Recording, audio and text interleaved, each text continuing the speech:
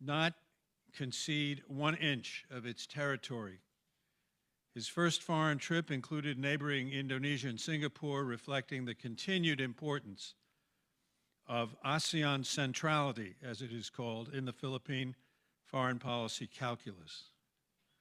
Here at the United Nations, before a global audience, the President underscored the importance of a commitment to rule of law among nations concerned for the impact of climate change and the need to address food security. He has also shown impressive stamina throughout UNGA Week, a complex and challenging period I recall well from my time as permanent representative of the United States to the United Nations, garnering 60% of the vote in last May's national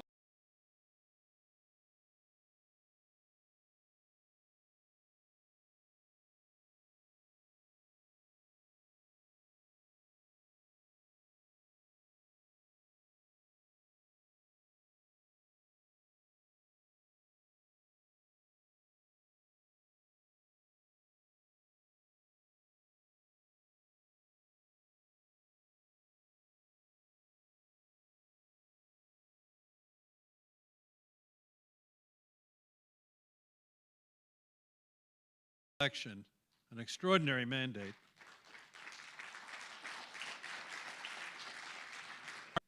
The President has a long and distinguished record of public service, holding the offices of Vice Governor, Governor, Congressman, and Senator prior to his election.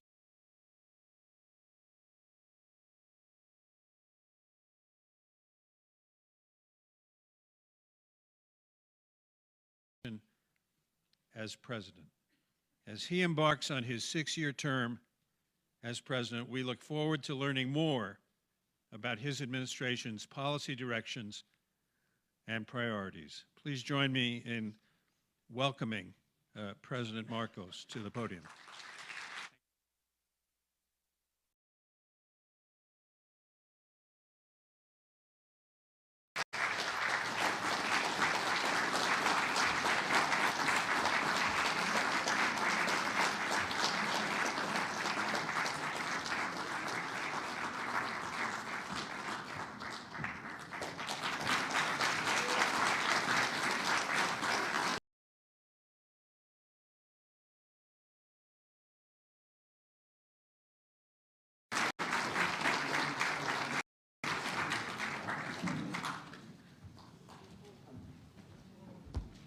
Valdez, our ambassador to the United States, Ambassador Babes from Valdez, all the distinguished guests who have come to join us this afternoon.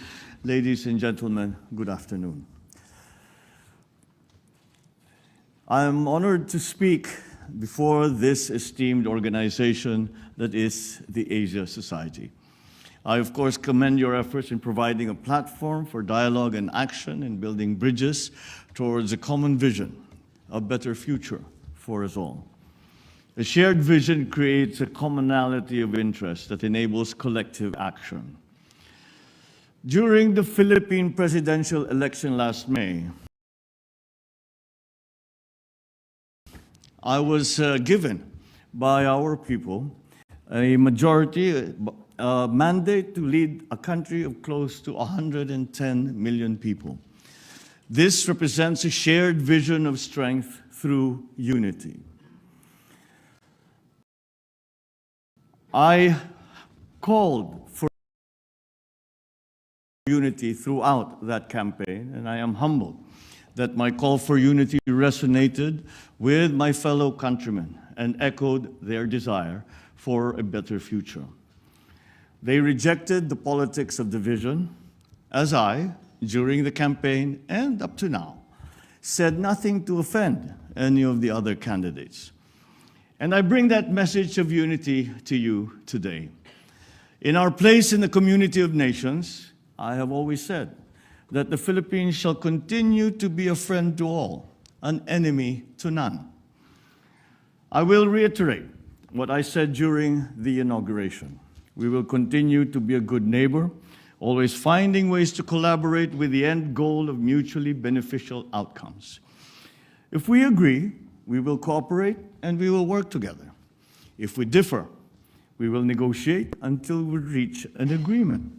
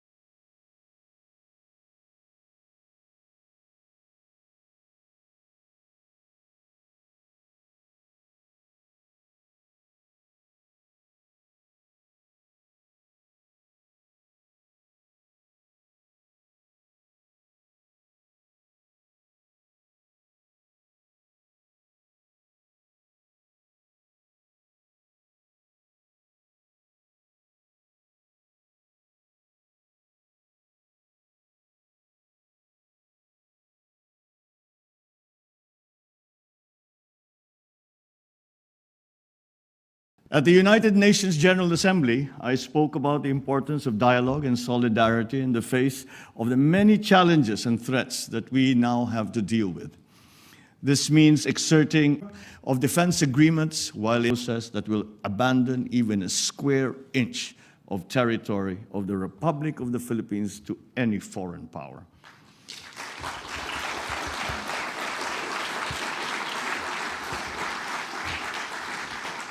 We know that we can count on the United States to uphold the international law-based order, freedom of navigation and overflight, and the sustainable use and development of maritime resources. But equally important, we look to the United States to promote peace, security, and prosperity. On our part, we will continue to work with China and other claimant states with the end in view of resolving the issues involving the West Philippine Sea through diplomacy and through dialogue. The Philippines' candidature for a non-permanent seat in the UN Security Council for the term of 2027 to 2028 is premised on my country's long years of experience in building peace and forging new paths of cooperation. In this context, we are certainly concerned about rising tensions in the Taiwan Strait, just north of the Philippines. We urge all parties involved to exercise maximum restraint. Dialogue and diplomacy must prevail. We adhere to the One China policy and have consistently called for the peaceful resolution of their issues involving Taiwan. We understand that peace and stability in the Asia-Pacific region are also linked to the situation in the Korean Peninsula. And we are ready to play a constructive role in advancing a peaceful and denuclearized Korean Peninsula through confidence-building measures amongst the various stakeholders. On Russia and Ukraine, the Philippines urges all parties to continue adopting a peaceful means to maintain international peace and security. The Philippines has voted in favor of the 3 UN General Assembly resolutions on Ukraine. And at this point, let me discuss the various dialogue mechanisms in the region. We will continue to work towards strengthening ASEAN, particularly its dialogue partnerships with neighbors that uphold regional peace and security. We welcome the renewed engagement of the Quad, along with the recent establishment of the AUKUS. These mechanisms should help prevent destabilizing actions in the region that go against international law. We think that these dialogue mechanisms and security arrangements should complement, not supplant, the ASEAN-centered regional security architecture that has been built over decades by the ASEAN and its member partners, as well as the existing network of bilateral security partnerships in the region. Now let me touch on the economic front. The U.S. remains a strategic trading and investment partner of the Philippines. American businesses, including Fortune 500 companies, have found a home in the Philippines. They recognize the Philippines as our country for its business-friendly policies, a very competent workforce, and a network of economic zones. Let me point out 3 reasons why the Philippines is a viable and smart investment destination. First, our macroeconomic strength and bright prospects. The Philippine economy expanded by 5.7% last year and by 7.8% in the first half of this year. Growth was broad-based, driven not only by government spending, but also by household consumption and investments, reinforced by consumer and business confidence. Second, we have enabling policies in place. Recently, investor-friendly laws were enacted, and my administration is determined to leverage these changing reforms that will enhance those efforts. Third, and perhaps the most important point, another strong asset that we have is our human capital. We boast of a young, educated, hardworking, English-speaking workforce that is among the best in the world. With a very young median age of 25.7 years old, the Philippines enjoys a demographic advantage from which investors can benefit. We would welcome capital investments from the U.S. and our priority sectors are agriculture, clean energy, particularly nuclear energy, health systems, information technology, and business process management, or IT BPM, digital connectivity and manufacturing, including the critical sectors of semiconductors, green metals, batteries for electric vehicles, and electric vehicles themselves. The Philippines looks forward to how the Indo-Pacific Economic Framework will support our efforts to promote resilient supply chains, health systems, infrastructure, as well as clean energy and decarbonization. These pillars are consistent with the shared priorities as outlined in a joint vision statement for a 21st century United States-Philippines partnership that was adopted last November. We hope for the reauthorization of the Generalized System of Preferences, or GSP program, which will greatly benefit both our countries. The GSP has long been a win-win program for the United States and its development partners, including, of course, the Philippines. These are interesting times, and there are many things to accomplish. The far-reaching ill effects of the pandemic compel us to reinvigorate our economies in a spirit of sustained cooperation and collaboration. We must use public and private resources effectively to encourage the expansion of trade, investment, technology transfers, all to accelerate our development. Despite the challenges of the pandemic and the global economic crisis, the Philippines remains on track to graduate to upper middle-income country status by next year. With steady investments in infrastructure, agriculture, food security, public health, education, and other social services, we seek to become a high-income country with zero extreme poverty by the year 2040. The same spirit of solidarity and cooperation that animates our relations with foreign partners will also advance our efforts to address climate change. We must enhance our collective capacity to urgently and decisively respond to this existential threat that not only the Philippines, but the entire world is facing. Certainly, the world continues to be faced by enormous challenges. But I am confident in the future because I have 110 million reasons for being so. Such is my faith in the Filipino people and the relationship we hold with the United States and our other allies and partners and friends. With the continuing support of our only treaty ally, we know we can make a better future happen. Thank you, and good afternoon.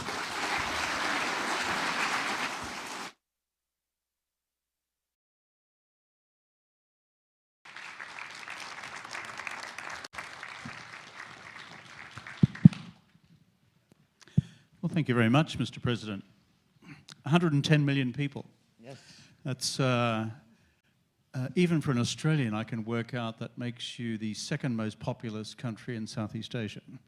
So Indonesians out there, Yes. Philippines next, with the great advantage, as you've just said, of having 110 million native English speakers. This is quite remarkable. So I'm really taken by the economic vision that you're putting forward for the country. In an earlier discussion today, you indicated there are some challenges still. The digitalisation of the economy has been slow.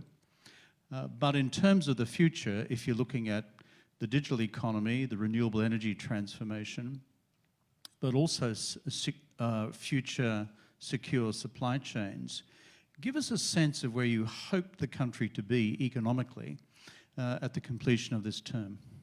Well, to put it very simply, I've been asked what is the absolute end result that we are hoping to achieve. And it's very simple for me. No more, not one more hungry Filipino. And that is a very simple, it's a very simple aim. It's a very simple goal. But I dare say it is not necessarily a simple problem to solve, and it requires a great deal of effort and thinking on the part of the public sector. But if it is the public sector's responsibility to attend to that social problem that we are facing, we are engaging, this is the new policy of this administration, we are engaging the public sectors, the private sector rather, as partners in that effort. We hope to leverage whatever it is that the government can do to maximize the effects of what development we are able to encourage, and to the benefit of those who have come to help us, our partners, our investors, and of course to the benefit of the ordinary Filipino. And so as I came into office, of course the primary concern was the economy. The primary concern was the livelihood of Filipinos. And this is why we have come to the conclusion with economic managers who we have engaged and have asked to join government. I believe that we have the best and the brightest of our economic managers, with all of whom have a long history of success and a true understanding of the problems that Filipinos face, and furthermore, a true understanding of what we need to do to solve those problems. And again, we have managed to engage our private sector partners and to be part of this effort. And I do not think that we could manage to do this by ourselves in the public sector. To take that point a little further, I would say that not only private sector partners in the Philippines, but also partnerships between governments and the Philippines, as partners, as allies, as friends. As we all emerge from the pandemic and try to reinvigorate and transform our economy, I believe that the partnerships that we make between our friends and allies around the world are going to provide the stability that we are going to need as we face a new world. and face the problems really that we have not faced before the pandemic, and we have not faced before, and we now have to find new solutions. Business as usual, in our view, simply has no place in that, because it is not business as usual. The pandemic basically has changed everything. We live differently, we work differently, we study differently, our social contacts are done differently. And as you can imagine, this leads now to that process of digitalization that we all need to undertake if we are going to be part of the new global economy. And so many of these aspects of the economy we have tried to analyze it, and it is surprising, for me anyway, that when we sat down with the economic managers and we talked about industrialization, we talked about energy supply, we talked about digitalization, and at the root of it, at the heart of the problem, was our agricultural sector. You would think that the high-tech industries would be the ones that would hold the key, and they do in many ways. But all that we can do with the new industries still have to be founded on a very strong and reliable agricultural sector. The pandemic showed very clearly the weaknesses that Philippines has in terms of being able to provide a strategic food supply to our countrymen at a price that they can afford. And so that, for us, has been really the first step, is trying to improve the production of agricultural products. And of course, this has been made terribly difficult with the shocks that the agricultural sector, perhaps not just in the Philippines, but around the world, the shocks that have been dealt us by the conflict in Ukraine. It is a constant surprise to all of us, but that we are having to learn to live with, that a conflict in Eastern Europe should affect the Philippines at such a profound and basic level as agriculture. With the prices of fertilizer going up, with the prices of agricultural commodities going up, with the uncertainties of supply. And so we now have to go to what we describe as non-traditional sources, and we have to diversify. I don't think that this is unique to the Philippines. I see it in many of the other countries. So those are the first steps I think we'll have to do with the agriculture. And then we have to fix our weaknesses in the bureaucracy. We have to learn to be more efficient. We have to streamline our civil service, both at the national and at the local level.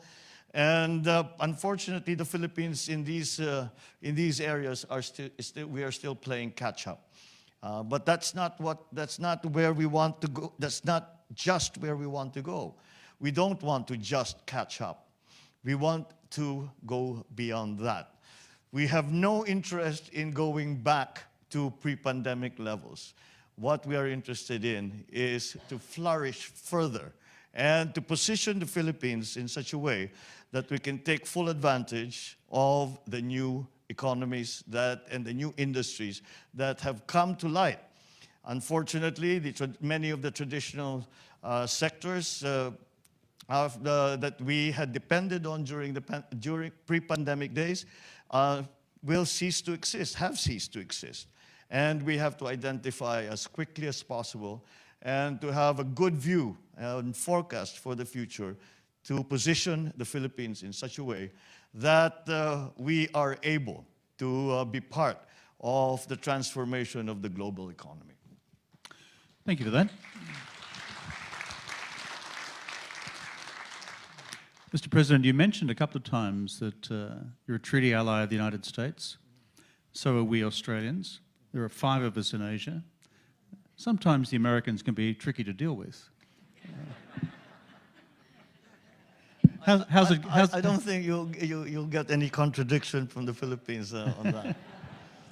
But they're good people, and they've been reliable security partners. So tell me, in a nutshell, how's it going with Uncle Sam? Because it wasn't going so well under President Duterte.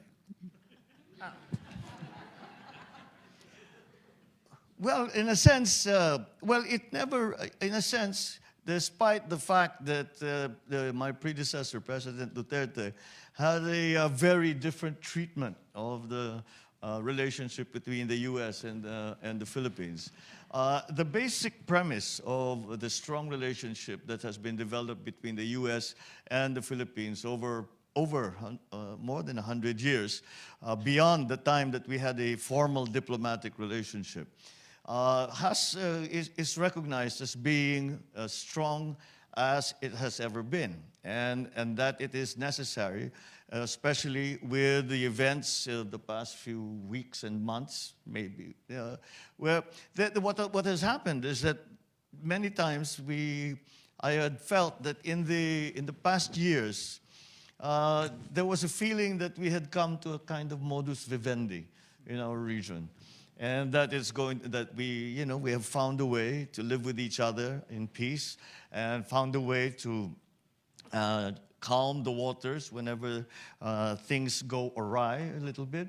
But again, the events in the last few months really have pointed out that those problems had not really gone away. They were just bubbling under the surface, and they now have come above the surface, and we have to face those challenges, and we have to deal with them. So the United States, the partnership between the United States and the Philippines is going to be certainly a very, very important part of being able to manage those problems that we have been facing. I think it's no surprise to anyone that the Philippines has some of these conflicts with the People's Republic of China. And the position that the Philippines takes is that we have no territorial conflict with China. What we have are China claiming territory that belongs to the Philippines.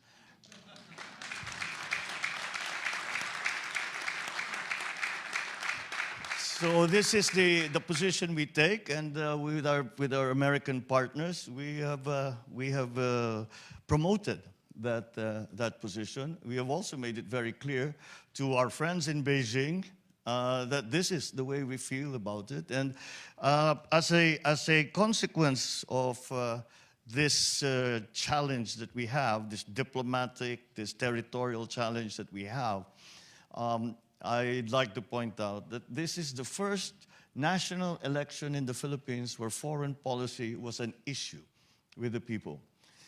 Generally speaking, in our experience, the foreign policy, the ordinary citizen, the ordinary voter, would say, well, foreign policy is not really our concern. Let the experts in government decide that.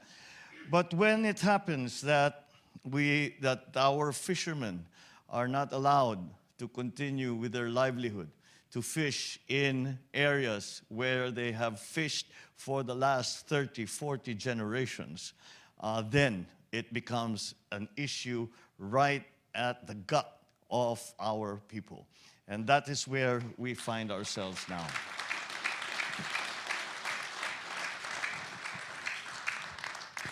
I listened carefully to what you said in your remarks about the West Philippine Sea. And your recent stated position of the government in terms of the Permanent Court of Arbitration decision in 2016. So, given China's posture, which is in recent times usually not through grey-coloured vessels, that's warships, but through ships of other colours, sometimes Coast Guard vessels, and sometimes fishing fleets, and sometimes fishing fleets comprised of hundreds of vessels very close together. Looking ahead for the next couple of years, what would you ask our Chinese friends to do differently? Well, what we have tried, I mean, in my view, it is nobody wants to go to war.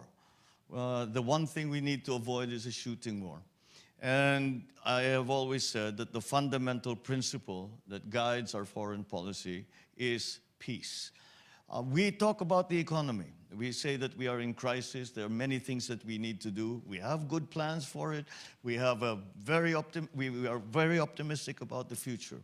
But all of these things will be for naught if there is conflict in the region. Australia is certainly a strong partner in all of these actuations that we have been trying to endorse. In the case of the Philippines, it's clear that militarily there is no comparison between the Philippines and China in terms of capability, in terms of strength, military strength, should it come to that. However, we believe that the strength that we can apply will be from the partnerships, once again, that we have with countries like Australia, with our ASEAN members, with the rest of our friends and allies in the region. And that's why I think that ASEAN is going to have to play a stronger role in all of these discussions, and in trying to, again, keep the peace and slowly, but continue to engage China. Because once that engagement stops, then there is no progress. And then things could very easily deteriorate, and that is not what we want to happen. So we have tried, on a bilateral basis with China, although we maintain our position in terms of our maritime territories and their fishing rights, our economic zones, we have nonetheless tried to continue to engage China on that basis, on those subjects, but also engage China on other aspects, the people-to-people relationships, even the economic relationships that we have fostered with China, even some of the other exchanges that we have had in terms of education, in terms of cultural exchanges, in terms of all of the other things. I have always told my Chinese friends, and I said, let us not make our differences concerning maritime, like the baselines, the economic zones, etc. Let us not make that the defining element of our relationship. Because if that is the only if that will be the defining relationship of the defining part of our relationship, then we are really at a standstill. And hopefully if we make progress in other areas, this will help. I always quote that the way that the United States, for example, and China came together was through ping pong. If you remember, it was because the Chinese ping pong captain played with the United States ping pong captain, and they became friends, and ping pong went to the United States. And this led to Richard Nixon going to China and establishing diplomatic relations. So perhaps that's something. So we must explore everything. We must explore every avenue. We do it G2G, government to government. Basketball? Could we do the basketball? Basketball could be could be another. But in any single way, we never know. You never know where the progress will come. So you have to try everything. You cannot discount anything and limit yourself to just the traditional ways of negotiating, the traditional ways of dealing with this kind of problem. We have to be, to an extent, I would say that we have been successful, and that we have slowly begun to redefine, or rather, no, not redefine, but to add to that relationship in other aspects of diplomatic life, of political life within the region. And I think that has happened because of, again, the strong partnerships that we have with the other countries, our allies around the region. And that way, that united front that we can present, I think is a very, very important aspect of that engagement. In your speech before, you also made positive reference to the Quad and AUKUS, and that follows, I think, from the logic you've just explained about those beyond the Philippines on whom you can rely for security policy support. Your reflections on how the Quad, for example, aids to strategic stability in the region, that would be of interest, I'm sure, to this audience. And within that, your view and vision of your future relationship with Japan.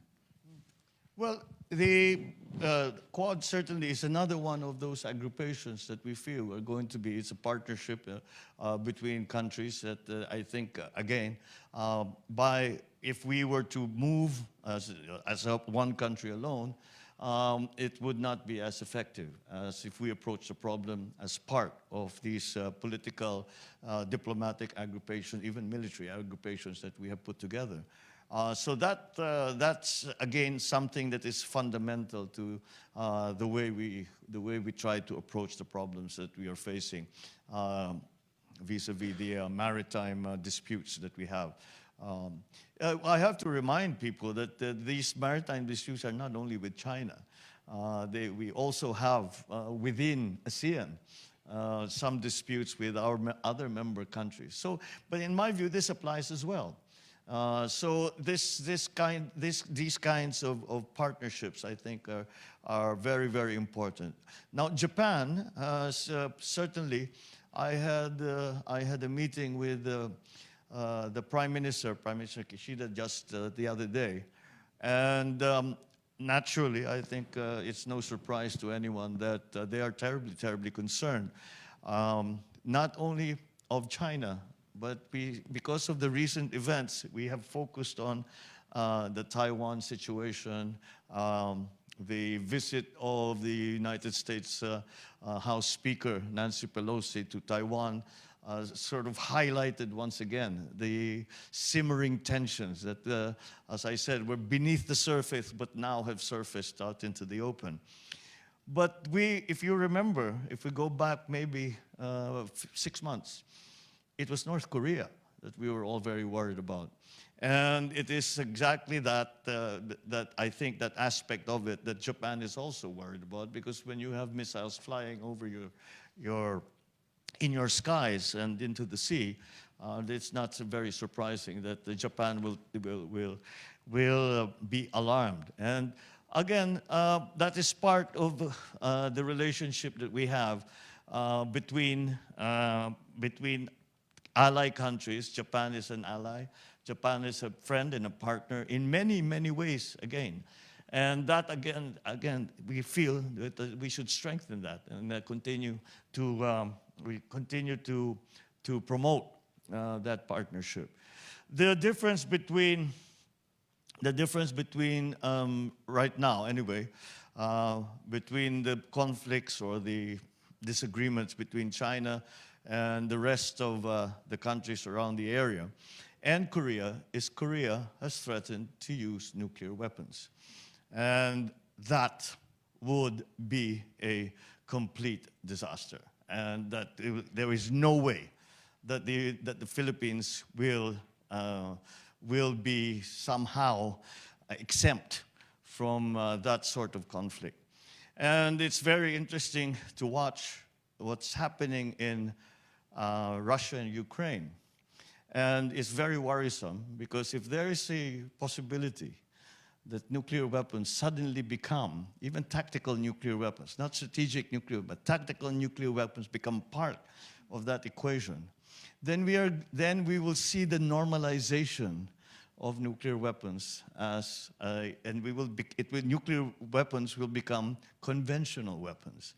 And perhaps that will encourage other nuclear powers to exercise that nuclear option, which, as we all know, is going to be is really end of world scenario. So, to take the point a little further, we are beyond the Cold War. I do not subscribe to the spheres of influence like we had during the Cold War. So we see that nuclear weapons should not be, we should abandon the idea of nuclear weapons as deterrence. And really work towards bringing down the stockpiles of nuclear weapons in the world, and with, of course, the ideal result of them being taken away and us not having, no one having any nuclear weapons. Now, that's easier said than done. That's easier said than done because each country that has nuclear weapons have a different view on the subject and feel that they must have it because they have enemies that they feel that need to be deterred.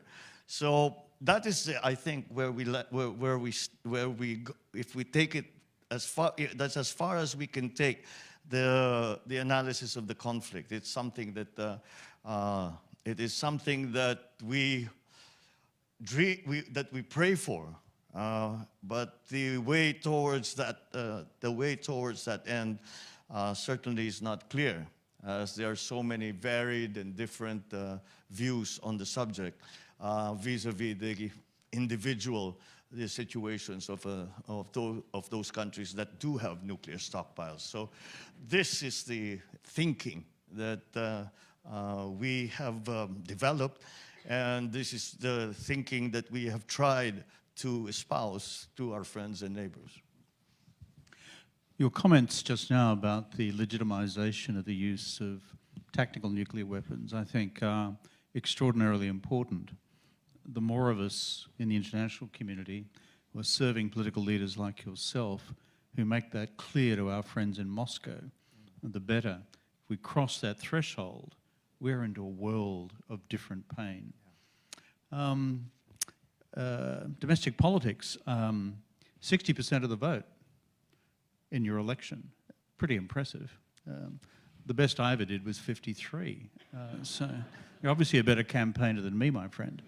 So, but on domestic politics, and I always head in this direction with all of our guests. Had the Chinese Foreign Minister here yesterday. Under President Duterte, there were concerns raised about human rights in the Philippines, and particularly in his drugs campaign. Some questions today about legal actions against your Nobel laureate, Maria Ressa. And then even the State Department report, annual report, refers to several hundred continued political prisoners. So your reflections, I noticed what you said before about unifying all Filipinos. Could you give us your reflections on the future of human rights in the Philippines? Well, the argument, or rather the discussion about human rights in the Philippines in the past few years has really derived from the anti-drug war that President Duterte undertook. And as I come into office, you look and you see we cannot stop the drug war. The problem continues to exist. What we can do is to examine and learn lessons from the experience from the past administration. And to go into a little more detail, I think we have found, it is certainly my view, that enforcement, which has been the part of the drug war that has been most vigorously pursued by President Duterte, only gets you so far. And my approach is slightly different. And we look at the drug problem in the Philippines, and it is a significant one.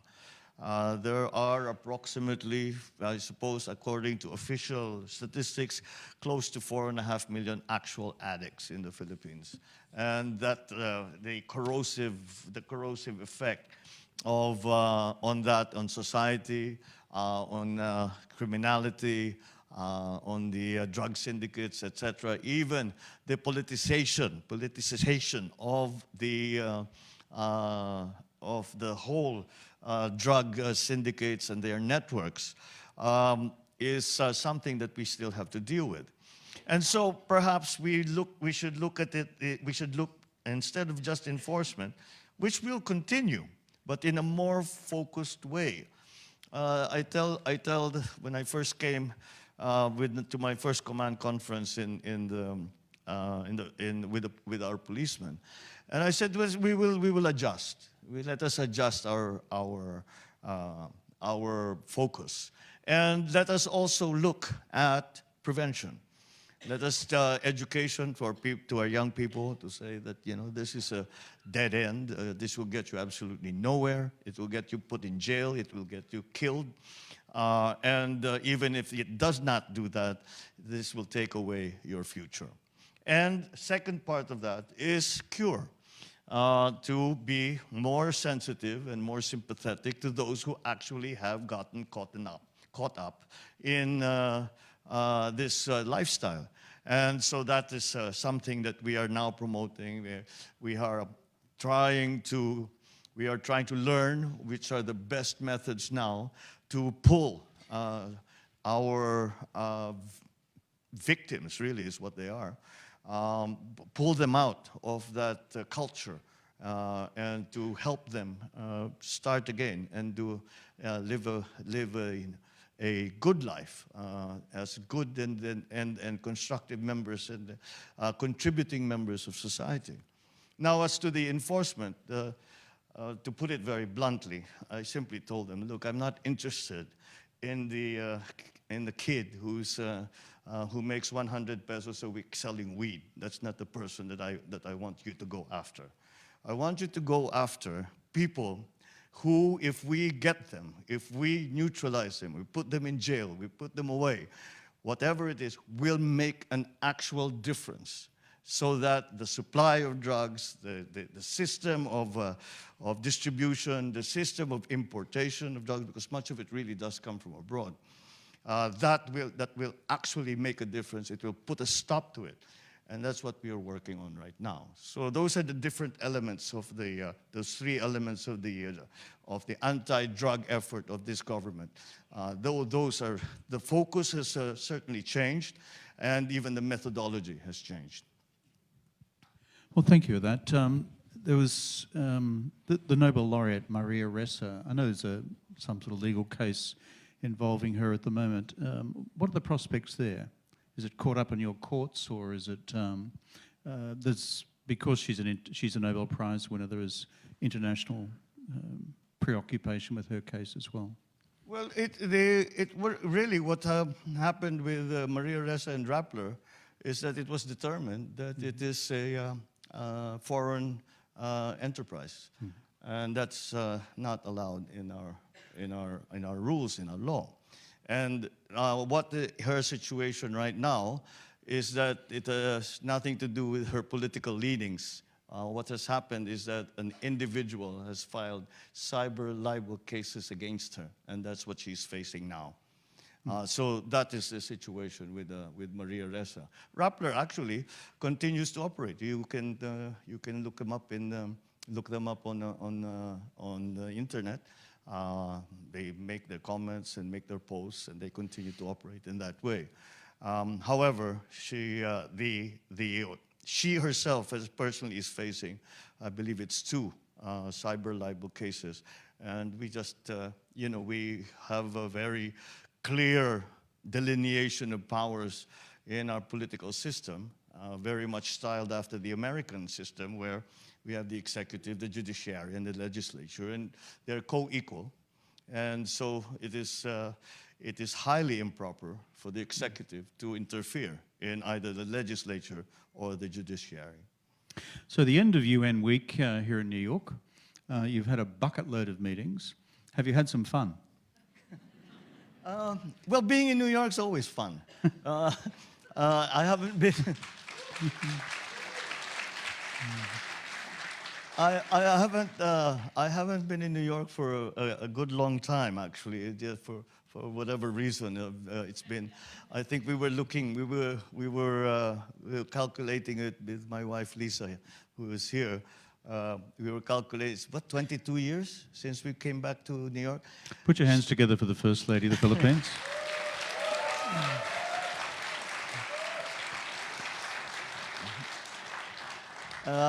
It's been 22 years. She practiced law here for many years.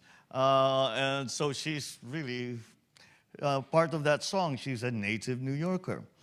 And we missed it. We missed it terribly. I spent a good deal of time as well in New York, perhaps not as a permanent resident or working here, but simply because I learned to enjoy and really have great affection for the city and its people. And we've missed it terribly, and we're very happy to be given the chance to come back. But I would say that she has had a better opportunity to have some fun in New York.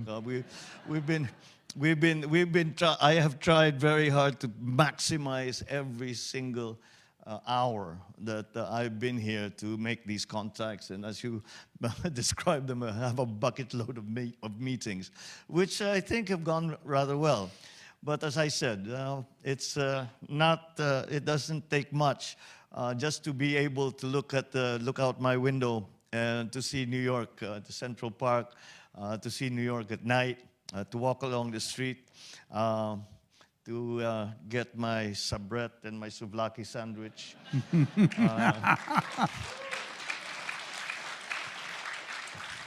Go to Katz, have a pastrami on rye. Did you go to Essa Bagels to get your bagels? And I'm a happy camper. Doesn't take Well, much. Yeah. Well, I have much the same sentiment about this town. For a small town, it's not bad. Mr. President, as you said, UN General Assembly Week, I always found to be a bit like speed dating for heads of government. In the door, out the door, in the door, out the door. You are such a welcome guest here at the Asia Society. Our centre in Manila, headed by Doris Ho. Put your hands together for Doris.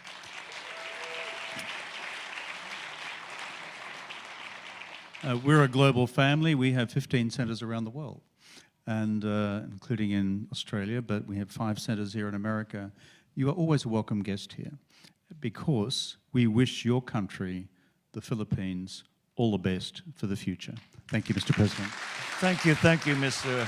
Kevin Rudd, for those very kind words, and thank you all, members of the Asia Society, for this very warm welcome that you have given me. Thank you very much indeed.